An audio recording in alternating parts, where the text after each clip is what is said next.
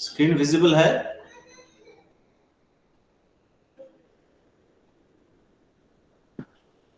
Hello, Yes, sir. Screen visible है? Yes, sir. Yeah, but today's topic is email. So email basically stands for electronic mail. क्या है, शुरू शुरू में जब ईमेल बना था, so it was designed to send a small text for memos, छोटा छोटा मेमो या फिर छोटा छोटा जो हम लोग जैसे चिट चैट मैसेज करते हैं, कुछ इंफॉर्मेशन, ऑफिशियल इंफॉर्मेशन भेजना होता है, for that it was used.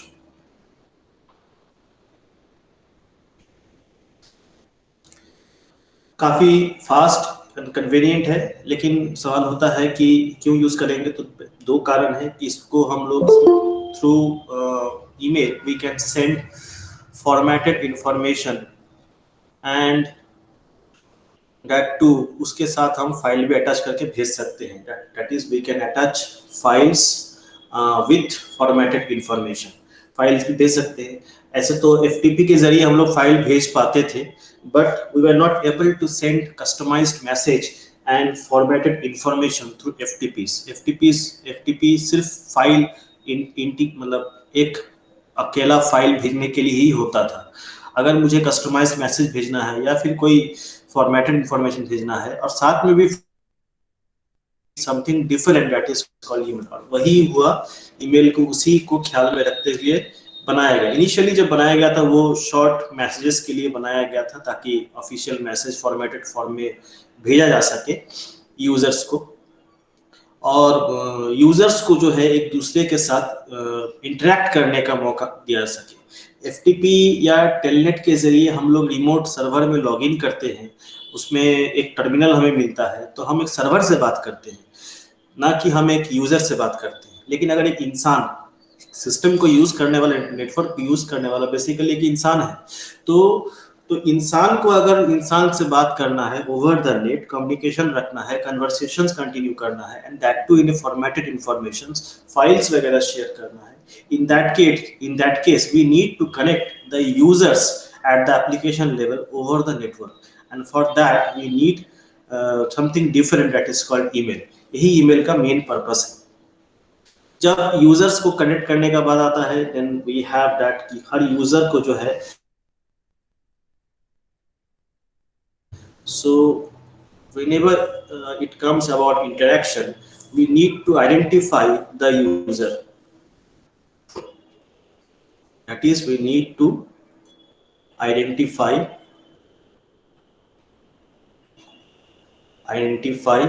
the user। दो चीज हमें करना है, यूजर को आइडेंटिफाई करना है, साथ में हमें उसको इंटरेक्ट करने का भी मौका देना है। That is we need to allow it to interact with other user. यही ईमेल का पर्पस है। So these are the 2 points that was in primary focus about email. तो इन्हीं दो पॉइंट को ख्याल में रखते हुए जो कॉन्सेप्ट बनाया गया, that is called user agent.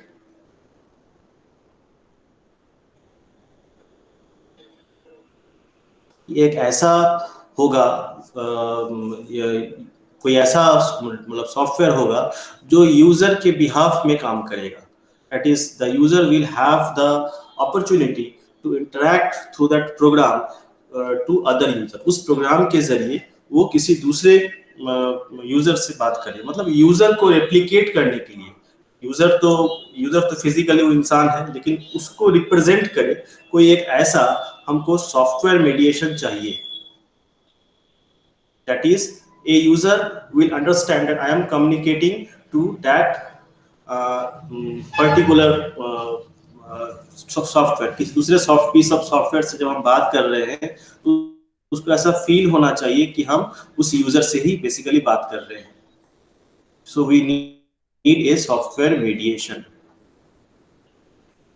So this was needed in email, और उसी के लिए जो है यूजर एजेंट को कॉन्सेप्चुअलाइज किया गया। ये यूजर एजेंट क्या है? ये एक सॉफ्टवेयर है, basically it is a program that that helps us to interact, जो कि हमें ये दो चीज तो करने देता है और साथ में बहुत सारा कुछ करने देता है. सो ये सॉफ्टवेयर यूजर एजेंट जो है ये basically it is a program जो कि एप्लीकेशन लेयर पे चलता है. It is a program. इसका काम क्या है? इसका काम है क्योंकि आइडेंटिफाई भी करना है यूजर को और उसको क्या कहते हैं इंटरैक्ट करने भी, यूजर टू यूजर इंटरैक्ट भी कराना है. So it can initiate the communication. So ये कम्युनिकेशन को स्टार्ट भी कराता है. इनिशिएट कम्युनिकेशन को इनिशिएट करता है, दो यूजर के बीच में कम्युनिकेशन को इनिशिएट करता है. आइडेंटिफाई करता है, जो हम लोग पहले देख चुके हैं कि एक यूजर दूसरे किसी पर्टिकुलर यूजर से अगर कम्युनिकेट करना चाहता है तो उसको आइडेंटिफाई करने की आवश्यकता है किस यूजर से बात करना चाहता है. अब तक जो हम लोग देखे थे वो एक सर्वर से हम लोग बात कर रहे थे, जैसे client was talking to a server और a server was ported to the client's terminal. यही सब हम देखे थे, या फिर एक फाइल को हम ला रहे थे. लेकिन अब हम एक फॉर्मेटेड वे में, कस्टमाइज्ड वे में एक कम्युनिकेशन एस्टेब्लिश करना चाहते हैं. साथ में जो यूजर है, चूंकि हम एक यूजर को हम एक प्रोग्राम के रूप में रिप्रेजेंट करना चाहते हैं और वही यूजर जो है यूजर एजेंट के रूप में, एक प्रोग्राम के रूप में सिस्टम में रहेगा. So it needs some space. उसको एक सिस्टम में हमें एक स्पेस देना पड़ेगा, that is disk space. Disk space में उसको एक जगह देना पड़ेगा जो उसका बाउंड्री होगा, जहां पे वो अपना इन्फो को वो स्टोर कर सके. जो भी कम्युनिकेशन किसी दूसरे यूजर से वो कर रहा है, उस रिलेटेड दोस कम्युनिकेशंस वो इन्फो को स्टोर कर सके. साथ में it can handle, the user agent can handle message.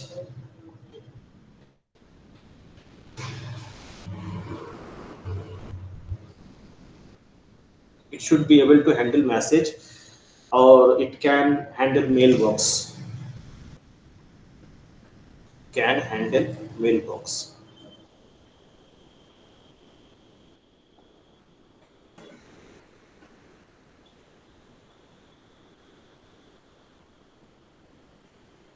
So what is a mailbox?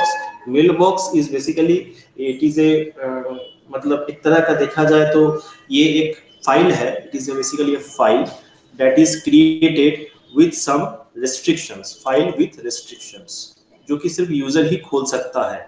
ये कम्युनिकेशन हम बनाए मतलब यूजर के लिए, जैसे हमारे घर के सामने पोस्टल एक बक्सा लगा हुआ होता है जिसका घर का मालिक जो है उस बक्से को खोलता है, या फिर जो स्कूल्स कॉलेजेस में हर विद्यार्थी के लिए एक चेंबर बना हुआ होता है और उस चेंबर में उसका पर्सनल इंफॉर्मेशन रहता है कि रिलेटेड टू स्कूल, वो कुछ भी रख सकता है जो घर से वो लाया है. So all those things he keep it within that box.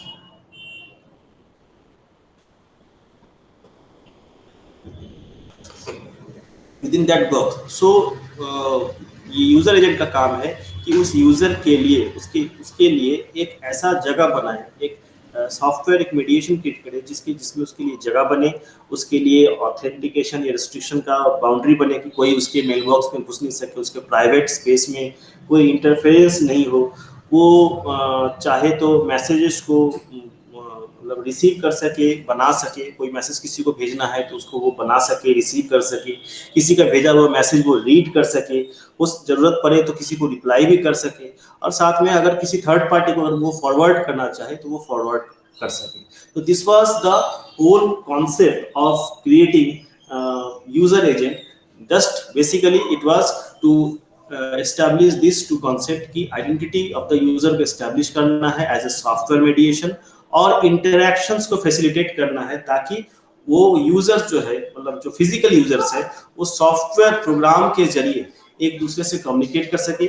और उस सॉफ्टवेयर प्रोग्राम जो कि एक डिस्क में उनका उसके लिए उनका एक मेल बॉक्स बनाया जाएगा, एक फाइल बनेगा जो उनका अपना एक प्राइवेट स्पेस होगा जहां पे उनसे रिलेटेड इंफॉर्मेशन ही वहां पे आके स्टोर होंगे और वो रिसीव कर सकते हैं, भेज भी सकते हैं जो भी कम्युनिकेशन होगा with respect to the mail box. This was the primary idea about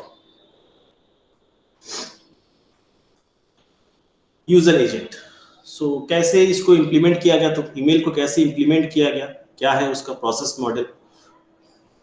so this is the process model of email. इसमें पहला चीज जो सोचा गया कि ईमेल की जो डिलीवरी है वो यूजर जो है जब यूजर एजेंट क्रिएट करेगा, सो डेफिनेटली कोई यूजर एजेंट जब क्रिएट होगा तो वो एक इंटरफेस देगा यूजर को, जहां पे वो यूजर बैठ के अपना किसी दूसरे यूजर से वो कम्युनिकेट करेगा. So it will have a user interface to.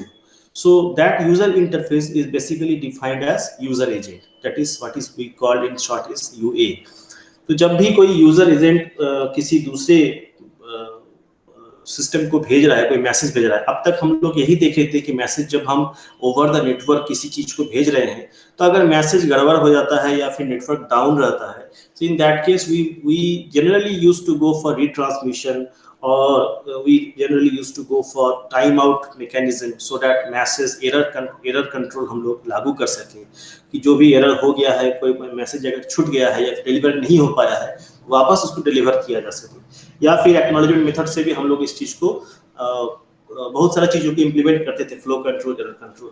लेकिन ईमेल कंप्लीटली डिफरेंट है. इसमें जो मैसेज है, जो अगर डिलीवर किसी दूसरे यूजर एजेंट के पास डिलीवर होना है, तो अगर नेटवर्क, ये सब क्यों था? Because of network failure. ये जो ट्रांसमिशन ऑफ और द एक्नॉलेजमेंट मेथड या फिर टाइम आउट मेथड, ये सारा चीज था कि नेटवर्क अगर बीच में साथ छोड़ दिया, तो ये नेटवर्क की प्रोटोकॉल में ही ऐसा इनबिल्ट किया जाता था कि ताकि वो इस चीज को कवर अप कर सके. लेकिन मेल में ये इसका कंप्लीटली दूसरा थॉट प्रोसेस है कि वो क्या कंसेप्ट लगा रहा है कि ठीक है, अगर कोई मैसेज डिलीवर नहीं हुआ है, दैट इज अगर कोई मैसेज डिले डिलीवर हो रहा है, in that case the message will remain in the control of the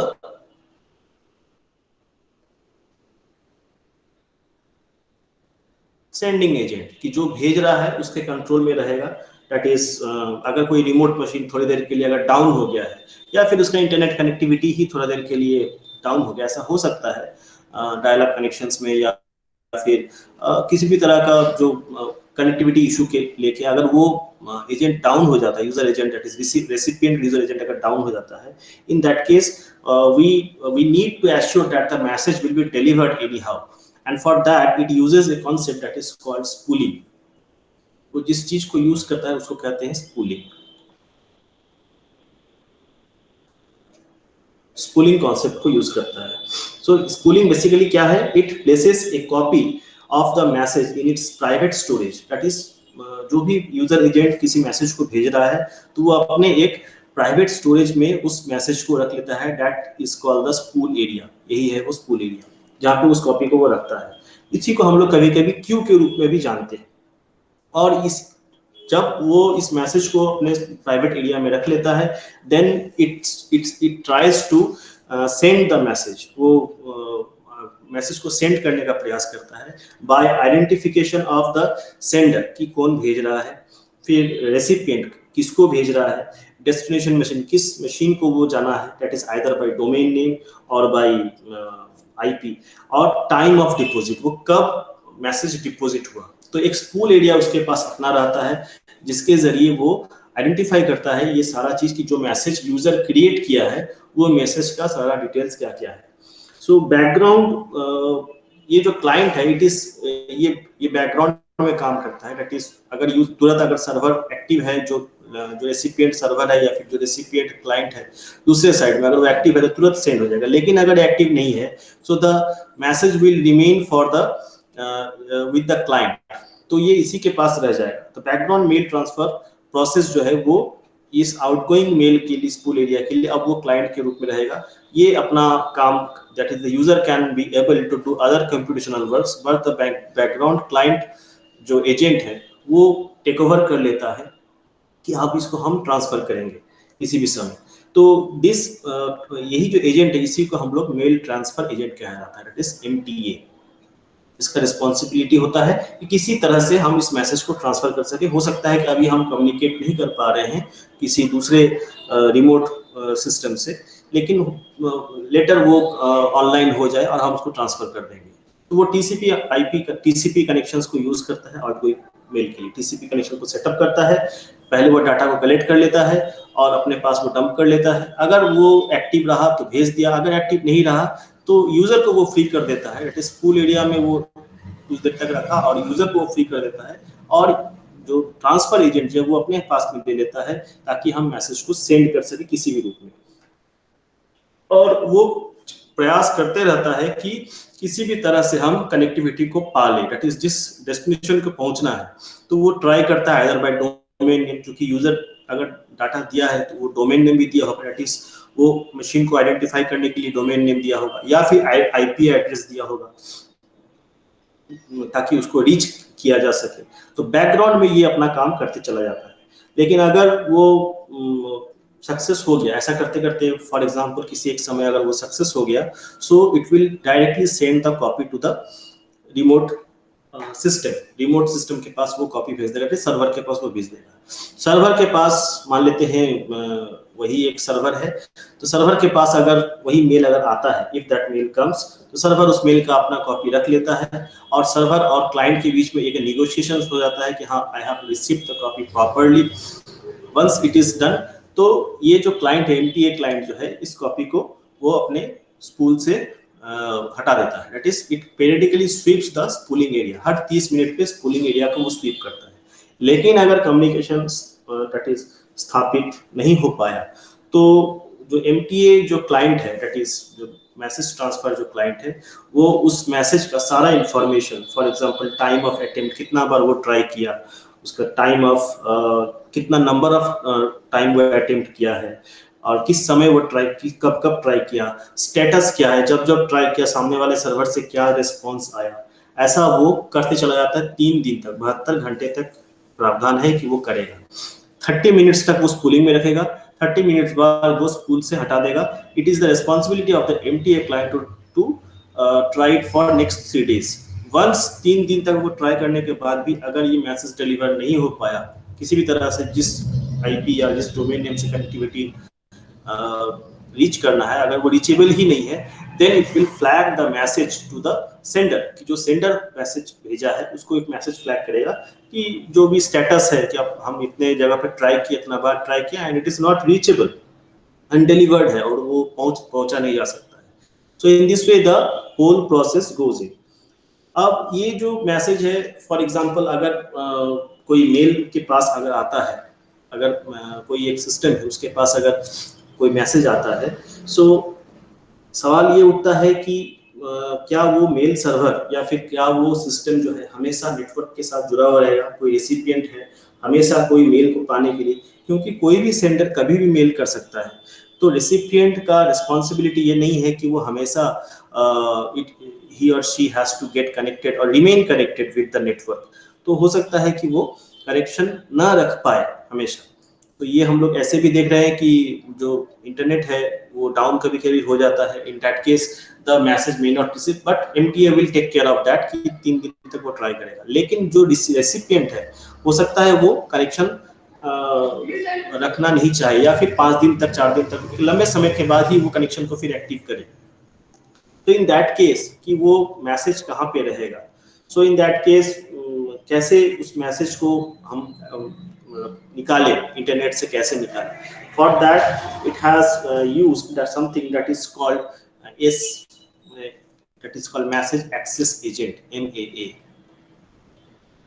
message access agent. कि सर्वर में मैसेज आ गया है लेकिन हम 5 दिन बाद जो रिसीवर है he or she has logged in after 3 to 5 days and now he is trying to access his or her mail ID, अपने मेल बॉक्स को वो एक्सेस करना चाहता है। सो इन दैट केस वो कैसे एक्सेस करेगा?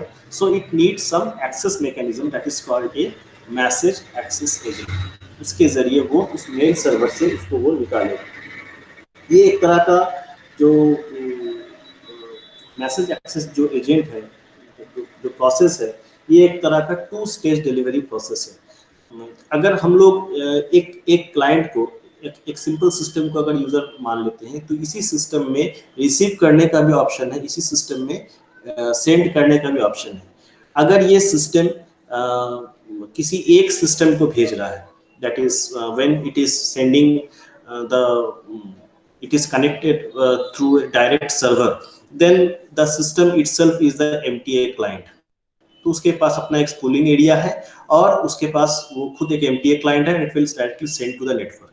लेकिन ऐसा हो सकता है कि ये जो यूजर जो जो सिस्टम पे वो बैठा हुआ है वो किसी लैन या वैन के जरिए किसी नेटवर्क का पार्ट हो, और जिस सिस्टम को वो भेज रहा है वो भी किसी लैन या वैन के जरिए किसी नेटवर्क का पार्ट हो। In that case we need something that is called mediations of connectivity. तो हमें एक ट्रांसफर एजेंट सर्वर हमें एक स्थापित करना पड़ेगा और एक MTA क्लाइंट स्थापित करना पड़ेगा। तो जब भी सेंडर की तरफ से इस यूजर की तरफ से कोई भी डाटा नेटवर्क को सेंड होगा, we need MTA client, that is message transfer agent client. तो ये जो सर्वर है MTA सर्वर जो है ये लोकल उस नेटवर्क में, जिस नेटवर्क में वो यूजर है उस नेटवर्क में वो एक सर्वर की तरह काम करेगा, जो उसका इंफॉर्मेशन को वो कलेक्ट करेगा। It will hand over the message to the MTA client server and from the MTA client server the message will be transferred to the internet. उसी तरह से जब जब उसी के पास कोई मैसेज कहीं से अगर आ रहा है, अगर वो खुद एक सर्वर है, इट कैन रिसीव, ये मानते हुए कि जो यूजर है वो खुद उसी डोमेन पे उसी सिस्टम पे बैठा हुआ है, तो it can receive the message directly. और एल्स कि वो किसी नेटवर्क का पार्ट है, किसी सब डोमेन का पार्ट है, then it needs an MTA server जो उस मैसेज को नेटवर्क से रिसीव करेगा, and then from the MTA server the data और the message will be extracted by the MAA server, that is message access agent server, जो कि उस data को एक्सेस करके उस यूजर एजेंट को के मेल बॉक्स में उस डेटा को डंप करेगा, and the user agent can by login can open the mail box. This is the whole process of that is called the email, working of the email. तो तीन मुख्य components है इसके, that is user agent, दूसरा है message transfer agent, and the third is message access agent। इसी तीन component पे पूरा mail system चल रहा है। तो I hope it is clear। जो user agent है, it is basically a user interface, a terminal एक तरह से कह सकते हैं, जिसके जरिए, टर्मिनल मत कहिए, एक इंटरफेस कहिए, एक सॉफ्टवेयर प्रोग्राम कहिए, जो कि एक प्रॉपर इंटरऑपरेबिलिटी का एक इंटरफेस देता है, जिसके जरिए हम लोग सारा कुछ कर सकते हैं। अच्छा, एक चीज और जो कि ये मैसेज एक्सेस एजेंट के विषय में जो कुछ एक दो बात है, अगर मैसेज एक्सेस एजेंट मुझे अगर स्थापित करना है, it has to be established as in 2 steps। One is the पहला है कि हर यूजर का अपना एक मेल बॉक्स होगा उस कंप्यूटर पे, जिस कंप्यूटर पे वो बैठा हुआ है। It should have, each users mail box must be on a computer with permanent internet connection.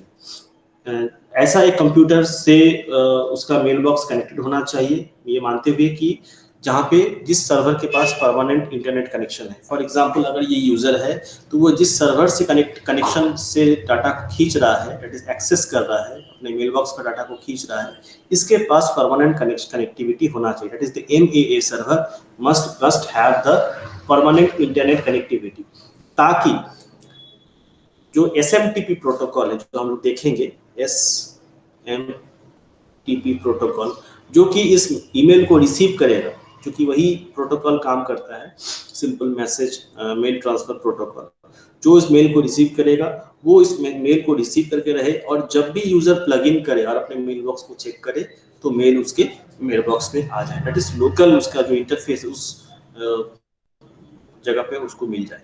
But the MAA server जो है उसके पास वो ऑप्शन रहना चाहिए, और वो खुद उस MAA सर्वर का एक क्लाइंट बन के कनेक्टेड रहेगा, दैट इज एक्सेस सर्वर, जिसके जहां से वो डेटा को निकालेगा उसका वो क्लाइंट बन के रहेगा। देखा जाए तो ये एक क्लाइंट सर्वर सिस्टम है, एक क्लाइंट सर्वर इंटरफेस यहाँ पे हमको दिख रहा है, और एक छोटा सा क्लाइंट सर्वर इंटरफेस हमें यहाँ दिख रहा है। दिस इज द पार्ट जहाँ पे जो रिसीविंग होस्ट है, यूजर एजेंट है, वो वेट करता है कि हमको MAA सर्वर से कब कनेक्टिविटी मिलता है, क्योंकि MAA सर्वर में MTA सर्वर जो है मेरे मेल बॉक्स पे डंप किया हुआ है कुछ mail, because SMTP has to be तभी काम करेगा जब both the sender and the receiver are in ready state. SMTP protocol हम लोग देखेंगे जिसमें both sender and receiver has to be in ready state, only then the simple mail transfer protocol will work. That is why कि ये हमेशा try कर रहा था कि इंटरनेट अभी तक कनेक्टिविटी नहीं मिला है तो मेल हम सेंड नहीं कर पा रहे।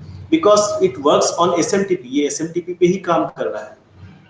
जब जब इसको कनेक्टिविटी मिलेगा रिमोट होस्ट से या फिर इंटरनेट से, तभी वो मेल को ट्रांसफर कर पाएगा। तो SMTP basically works primarily works on the readiness of both the sender and the recipient, दोनों रेडी रहेगा तभी एसएमटीपी काम करेगा। तो एसएमटीपी को यहाँ पे ऑन रखना है, ऑन मोड पे रखना है, और इधर जो यूजर एजेंट है उसको एक स्टेप नीचे रखना है कि जब वो कनेक्टिविटी मिलेगा तब वो अपने मेल बॉक्स को एक्सेस कर सकता है। और इसके लिए हम लोग we can use 2 different protocols हम लोग यहाँ पे यूज करते हैं। एमटीए जो अब तक हम लोग देखे थे, it was basically a push protocol, ये एक पुश प्रोटोकॉल है, जबकि MAA that it is a pull protocol, मतलब वो एमएए सर्वर से डेटा को खींच रहा है, जबकि एमटीए जो है डेटा को पुश कर रहा है।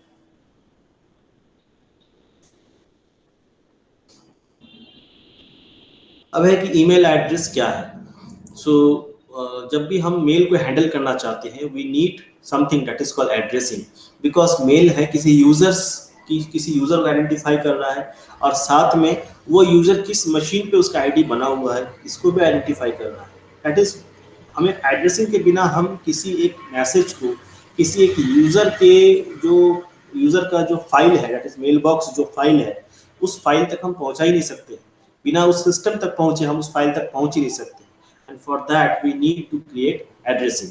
तो एड्रेसिंग जो ईमेल का जो पूरा एड्रेस है, उसमें एक पार्ट जो है वो यूजर को आइडेंटिफाई करता है, दूसरा पार्ट जो है उस होस्ट को जिस मशीन पे वो यूजर का आईडी बना हुआ उसको आइडेंटिफाई करता है।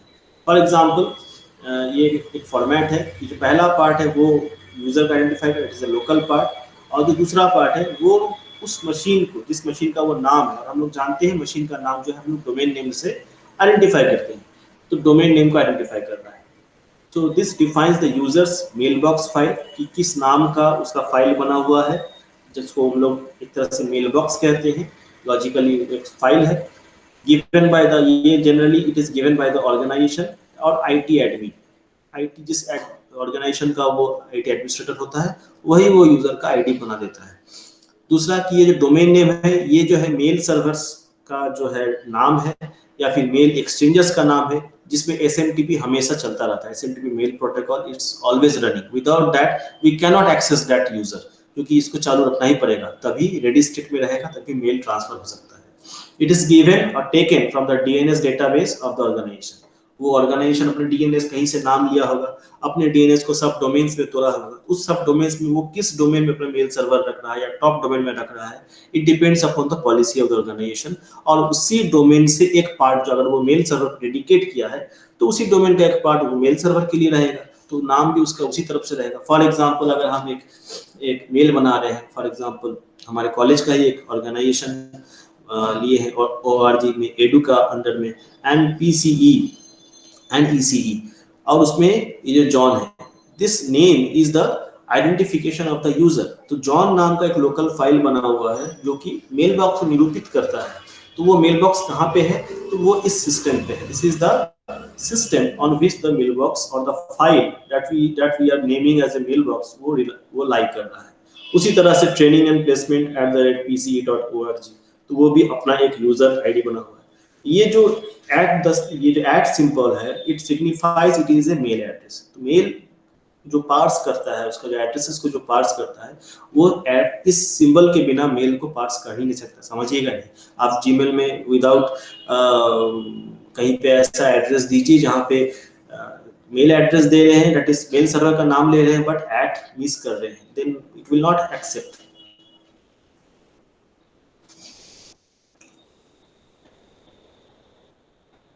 एड्रेसेस एंड एलियास, ऐसा होता है कि फॉर एग्जांपल कि अगर मेल एड्रेस, हम लोग ये अब तक मान के चले हैं कि जो हमारा जो मेल बॉक्स है वो उसी सिस्टम पे बना हुआ है जहाँ पे वो यूजर बैठा हुआ है, मतलब जहाँ पे मेल सर्वर चल रहा है वही उसका दैट इज क्या कहें, उसका सर्वर नेम है, सिस्टम नेम है, और उसी सिस्टम में उसका मेल आईडी बना हुआ है। लेकिन जनरल इन द ऑर्गेनाइजेशन ऐसा नहीं होता है।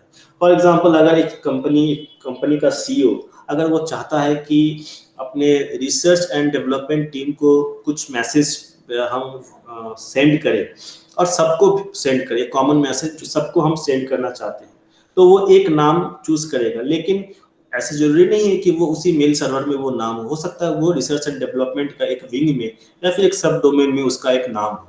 तो बेसिकली ये क्या हम बोलना चाह रहे हैं कि mail address of the recipient on the destination machine, ये दोनों जरूरी नहीं है एक साथ हो।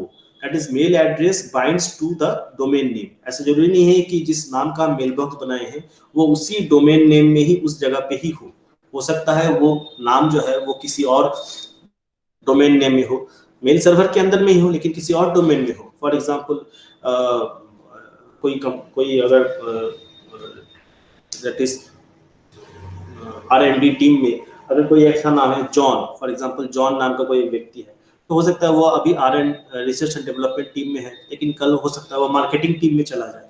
सो ही में चेंज, और उसका नाम भी हो सकता है बदल सकता है कि अभी वो जॉन R&D है, कल उसके नाम उसका मेल बॉक्स का वो नाम बदलना चाहे। So in that case, it will have different. It will the John person user will have different versions of his mailbox. उसका अपने ही mailbox का अलग-अलग नाम उसको मिलेगा। तो ये सारा नाम जो है, they create something that is called an alias.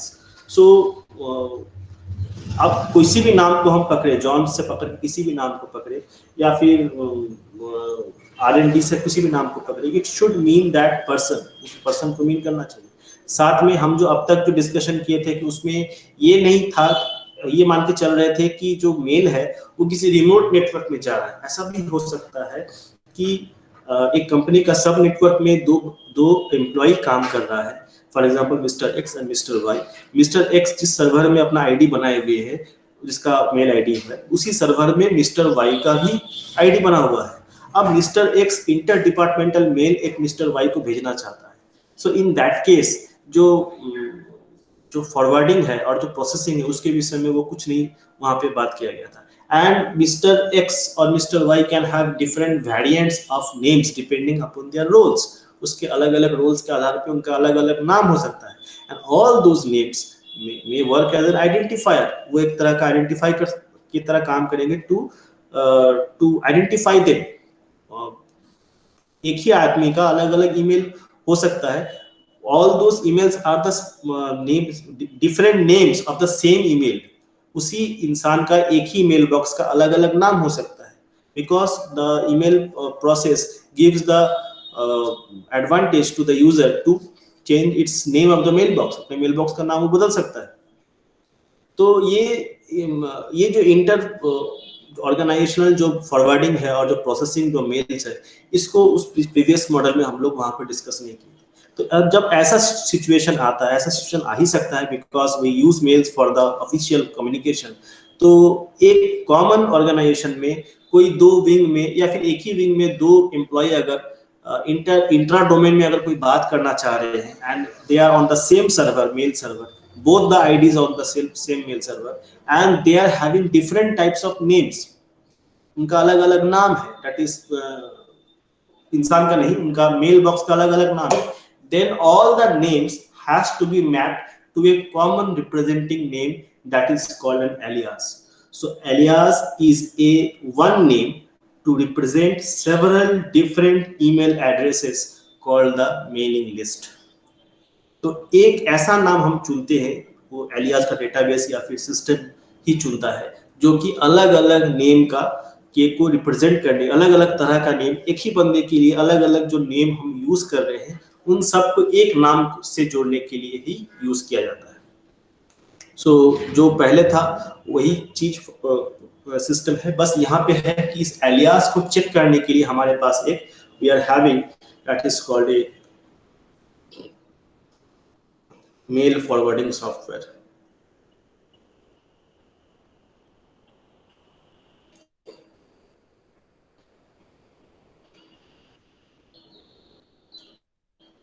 कुछ ईमेल सिस्टम जो है इस सॉफ्टवेयर से इक्विप्ड रहते हैं with a mail forwarding software that allows for alias mail alias extension, mail alias expansion। अगर ये एक्सपेंशन नहीं होगा, ये सॉफ्टवेयर नहीं होगा, तो वो किसी एक नाम को, उसी नाम को अगर पाएगा तो ठीक है, नहीं पाएगा तो डिलीवर नहीं हो पाएगा। लेकिन अगर ये सॉफ्टवेयर है तो वो उस नाम से मिलता जुलता और भी कोई नाम है कि नहीं, या फिर हम कोई एक मेल गया है उस टीम में पूरे रिसर्च एंड डेवलपमेंट के सारे एम्प्लॉय को मुझे फॉरवर्ड करना है। फॉर एग्जांपल अगर हम लिखते हैं यहाँ पे I mean, suppose I mean, एक एग्जांपल ले रहे हैं, जॉन RD @xyz.com। फिर हम दूसरा ले रहे हैं जॉन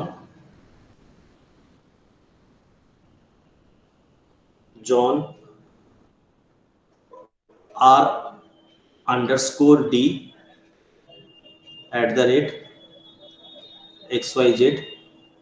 @xyz.com।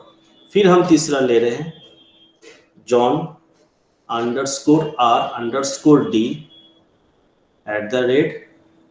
@xyz.com। ये तीनों आईडी जो है ये जॉन नाम के बंदे का ही है। अब जॉन अपना मेल आईडी जो है, अगर उसका डिपार्ट किसी भी कारण से वो चेंज चाहे तो वो कर सकता है, but he belongs to research and development, वो किसी भी सब विंग में जा सकता है, बट उसका नाम जो है वो मेल आईडी जो है वो चेंज कर रहा है, दैट इज इंट्रा अपने डोमेन में अपना मेल आईडी चेंज कर रहा है। इन दैट केस अगर ये एलियास एक्सपेंशन अगर है, सो और it will take the identifier that is John RD, John R_D, John_R_D, ये सारे को एक आइडेंटिफायर की तरह लेगा और इस सारे को मिलाते हुए वो एक एलियास बनाएगा, जिस एलियास का एक डेटाबेस में वो ऐड कर लेगा।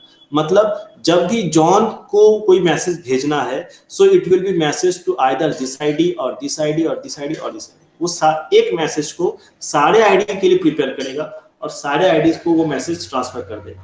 अब जिस आईडी में जॉन एक्टिव है, उस आईडी में जॉन को वो मैसेज मिल गया। तो हमारे पास जो न्यूज लेटर्स वगैरह आते हैं, जो ईमेल में न्यूज लेटर्स सब्सक्रिप्शन वगैरह डाल देते हैं, they generally create in this ways. वो एलियास डेटाबेस अपना बनाते हैं, इसके जरिए वो एक मेल डालते हैं और उनका जो सब्सक्रिप्शन लिस्ट है, जहां से हमें न्यूज लेटर्स मिलना होता है, उसमें जो भी सब्सक्राइब किए हुए हैं उनका एक एलियास डेटाबेस बना हुआ है। उस डेटाबेस में जितने भी ईमेल आईडी सब्सक्राइबर है, सबके पास वो मैसेज पहुंच जाता है। सो ये एक alias expansion and forwarding software के जरिए ही हम लोग ये चीज कर सकते हैं। सो ये कैसे होता है? द मेल फॉरवर्डर, जो कि वो सॉफ्टवेयर है, जो मेल फॉरवर्डिंग सॉफ्टवेयर है, तो mail forwarders allows the local site to map the identities. ये आइडेंटिटीज है, इन सारे आइडेंटिटी को एक सिंगल एलियास में मैप करने का प्रावधान वो देता है कि पहले वो चेक करेगा एलियास डेटाबेस में अगर है कि नहीं। अगर डेटाबेस में है तो उससे रिलेटेड जो भी आइडेंटिटी है सबको वो मेल फॉरवर्ड हो जाएगा। लेकिन अगर वो डेटाबेस पे नहीं है, वो एक सिंगुलर कोई अलग थलग मेल है, then it will be treated a singular communication. एक सिंगल कम्युनिकेशन की तरह सिर्फ उस मेल को ट्रांसफर होगा, ठीक है। और अगर रिसीवर के पास भी अगर उसी तरह से, जैसे ही रिसीवर के पास कोई मेल आता है, तो वो सर्वर पहले अपने एलियास से चेक करेगा कि ये मेल किसके लिए है। तो अगर उस एलियास में जिसके नाम से वो मैपिंग है, उस मैपिंग पे वो यूजर इंटरफेस पे उसको डिलीवर कर देगा। So in this way the addresses and alias work together and they help to increase the efficiency of the emailing system. For example, अगर यहाँ पे एक छोटा सा एग्जाम्पल हम दिखाएं, in case of users are on the same machine, एक ही मशीन पे अगर दोनों यूजर्स हैं, तो सिंपली वो उस मशीन पे जितने भी उस नाम के एलियास है, उस एलियास से वो दैट इज रिलेटेड नाम जो है, उसी एलियास का डेटाबेस को वो सर्च करेगा और उस पर्टिकुलर मशीन को डिलीवर कर देगा। मतलब उसको बाहर जाने, नेटवर्क में बाहर जाने की आवश्यकता भी नहीं है। सो alias helps to expand the functionality of the electronic mail system, ताकि हम लोग मल्टीपल नेम मेल बॉक्स को, चूंकि हम लोग देखेंगे बाद में कि आज के डेट में जो मेल सिस्टम है उसमें या फिर जो रिसेंट IMAP जो मेल प्रोटोकॉल है, उसमें मेल बॉक्स यूजर को प्रावधान है कि वो अपने मेल बॉक्स को चेंज कर सके, अपने मेल बॉक्स कस्टमाइज कर सके। So in that case, he or she can have different types of IDs, and in that case, we need an alias that will map to different IDs that, and in turn those IDs are mapping to that single person. Alias उसको सारे mapping को एक जगह पे रखता है। और हर इंसान के लिए, हर ऐसे समुच्चय में जो ईमेल आईडी है सबके लिए हम एक एलियास बना के उसका एक डेटाबेस क्रिएट कर सकते हैं। उसके बाद आता है ईमेल का फॉर्मेट। तो जब भी ईमेल का, जैसे हम लोग लिफाफा लिखते हैं, एक ईमेल लिखते हैं, खत लिखते हैं, उसमें जैसे एक लिफाफा होता है, अंदर में लिखने वाले का नाम होता है और नीचे में सैल्यूटेशन होता है, उसी तरह से इसका भी कुछ ऐसा ही है, जिसमें पहला जो है वो कंप्लीट एड्रेस होना चाहिए, जहां एनवेलप में जो पूरा एड्रेस नॉर्मल एनवेलप में भी वही मांगता है। रेसिपिएंट का भी कंप्लीट एड्रेस होना चाहिए। और जब जो हेडर है, जो मेल का हेडर है, उसमें यूजर अपना नाम देगा, किस रेसिपिएंट को भेजना चाहता है, that is the user name, उसका मेल बॉक्स का जो नेम है, किस डेट को भेज रहा है, किस सब्जेक्ट को भेज रहा है। अगर आप नहीं भी देते हैं तो ईमेल प्रोटोकॉल जो है ये स्टैंप लगा देता है और अपना आपका कंटेंट, बाद में इसमें सिक्योरिटी एंड एनकोडिंग इसको भी ऐड कर दिया गया है। तो this is the envelope, this is the header, this part is the body, and this header and body together constitutes the message, that is the content of the email. At the recipient side, the arrival and the notification is triggered by the user agent or the timer. तो कोई mail अगर किसी user के पास पहुंच रहा है तो उसका जो यूजर एजेंट है अगर वो ऑनलाइन हो गया है तो वो यूजर को खबर देगा कि आपके नाम से मेल बॉक्स पे एक मेल है। या फिर अगर वो ऑनलाइन है और यूजर एजेंट जो है पेरियोडिकली चेक करते रहता है कोई नया मेल आया है कि नहीं, in that case there is a timer based on which it will check whether a new mail has entered or not.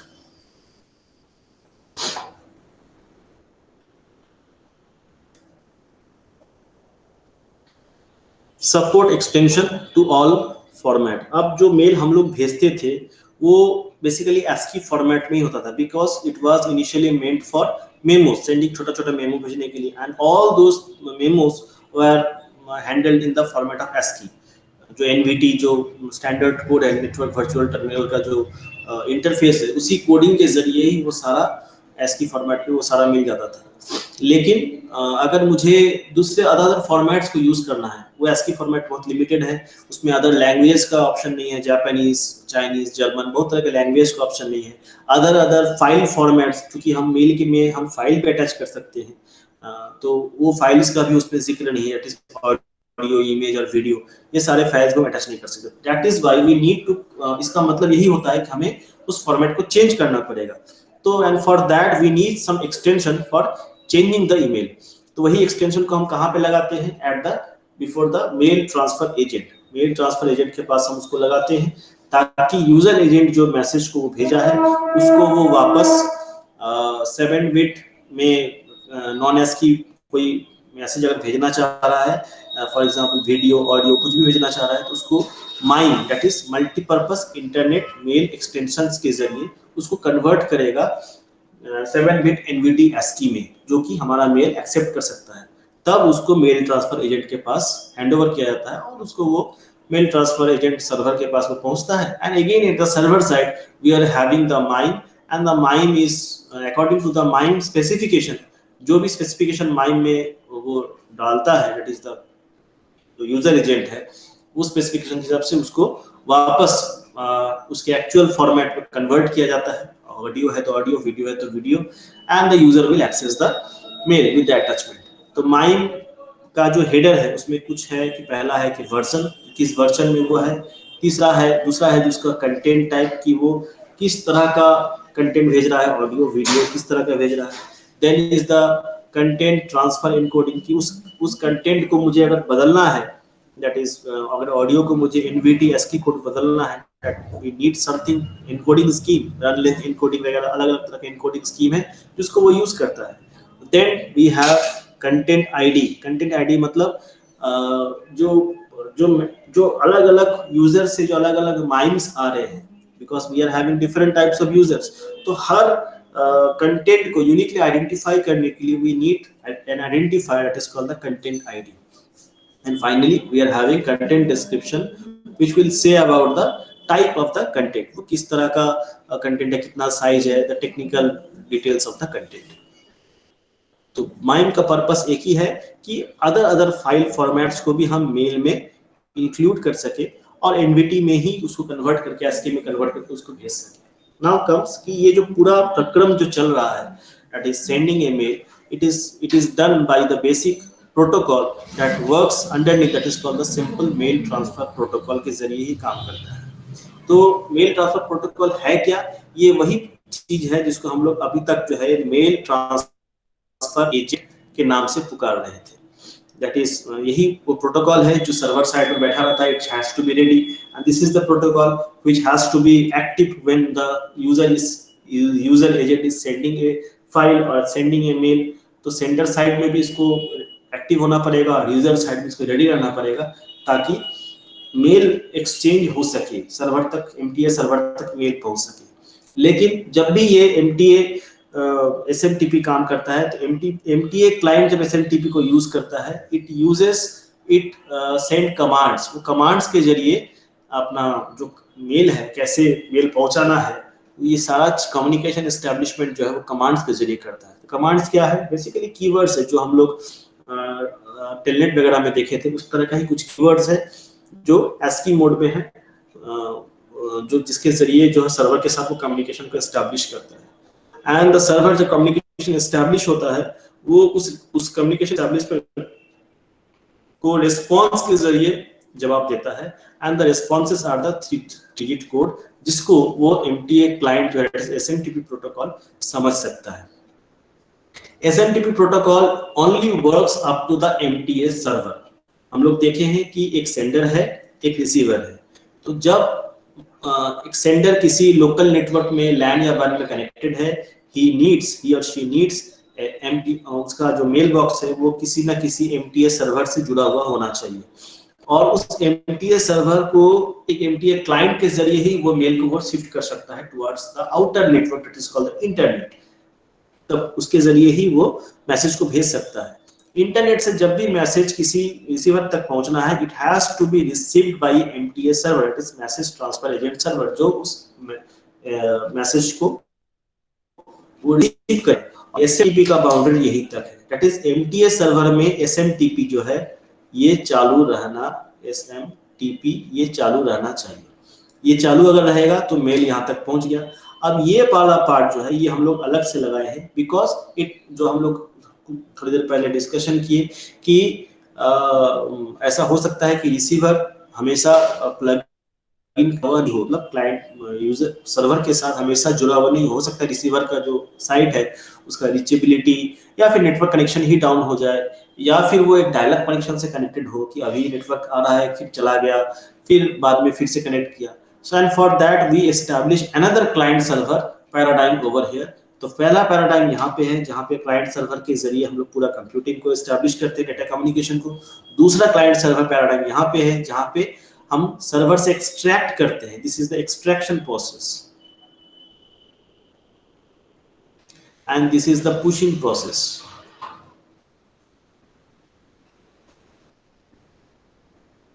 तो पहले जगह पे हम पुश करते हैं सर्वर में, दूसरी जगह पे हम लोग एक्सट्रैक्ट करते हैं। एक्सट्रैक्ट तभी कर पाएगा जब एसएमटीपी का सर्वर पे कोई डेटा पहले से पहुंचा हुआ है, तब MAA that is message access agent server जो है वो एक्सट्रैक्ट करेगा। अब एक्सट्रैक्ट करने के लिए we need a different set of protocol, that is called the POP, another is called the IMAP. अब क्या है ये पॉप, क्या है आईमैप, दोनों अलग अलग है।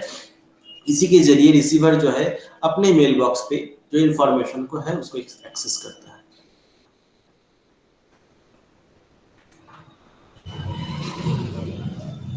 तो मैसेज एक्सेस प्रोटोकॉल्स क्या है? पॉप वर्जन 3 अब तक जो यूज हो रहा है, that is called post office protocol. So it is very simple और इसका जो काम करने का दायरा है बहुत सीमाबद्ध है। ये या तो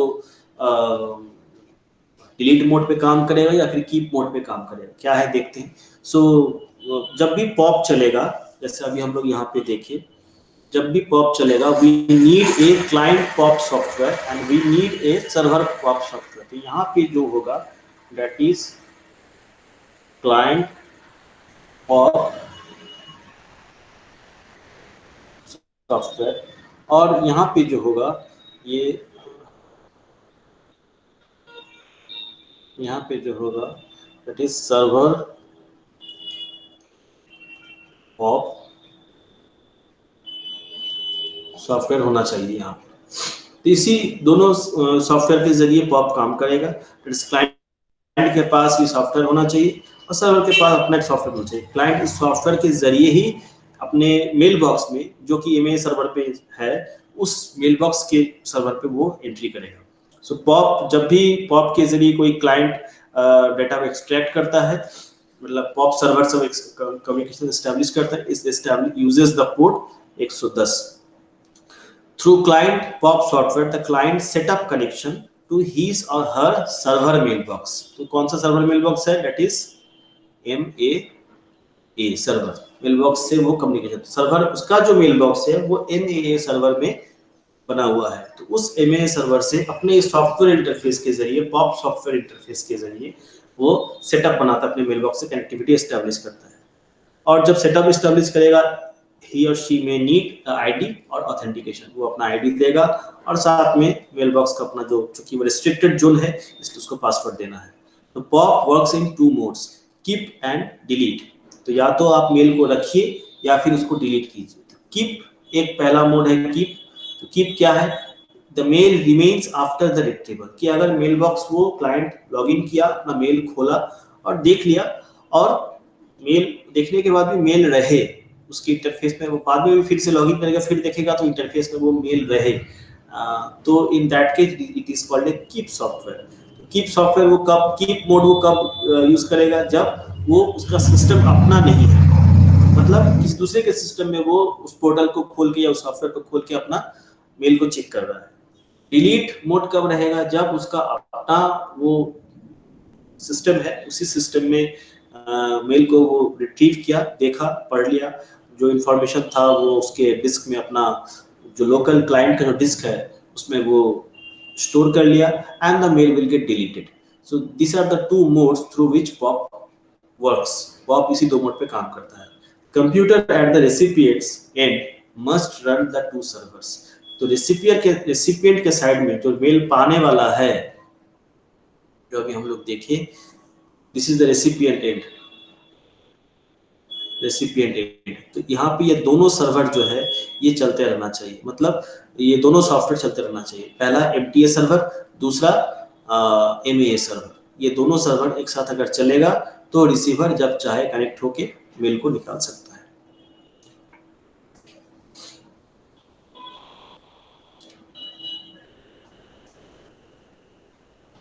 next is the IMAP server.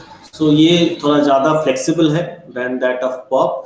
इसमें कुछ एक्स्ट्रा फीचर्स ऐड कर दिया गया है, पॉप में जो नहीं था। इसमें क्या है कि आप जो क्लाइंट मेल को अपना ऑर्गेनाइज कर सकते हैं, they can organise mails in folders in mail boxes. Mail box के अंदर में पॉप में था कि आप मेल को डाउनलोड कर लिए, अब उस मेल्स को आप अपने हार्ड डिस्क में फोल्डर बना के रख सकते हैं।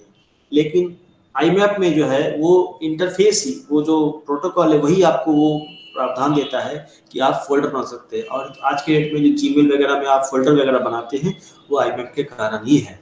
तो check mails prior to download, पहले आप मेल को देखिए, उसका जो मेन स्टेटमेंट है वो देखिए, डाउनलोड मत कीजिए, उसको खोलिए। बिना खोले आप उसका जो मेन स्टेटमेंट है वहां से आप उसको जांच सकते हैं कि मेल ऑथेंटिक है कि नहीं, हमको मेरे लिए है कि नहीं।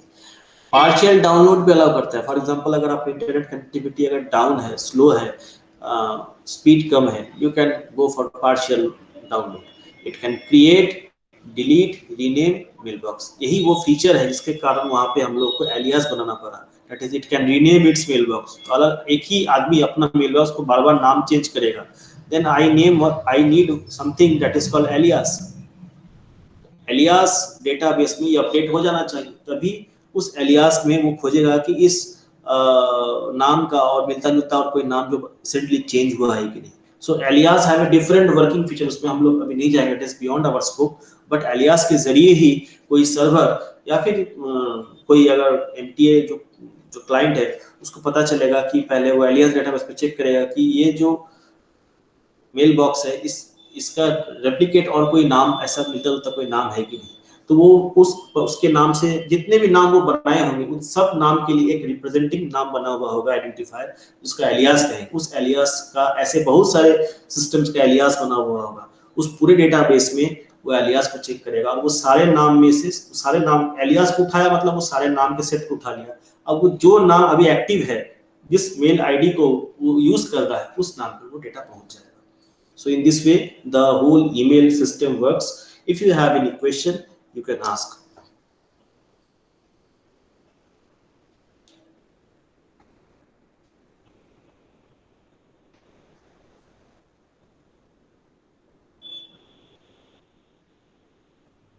No sir. समझ में आया? Yes sir. ठीक है.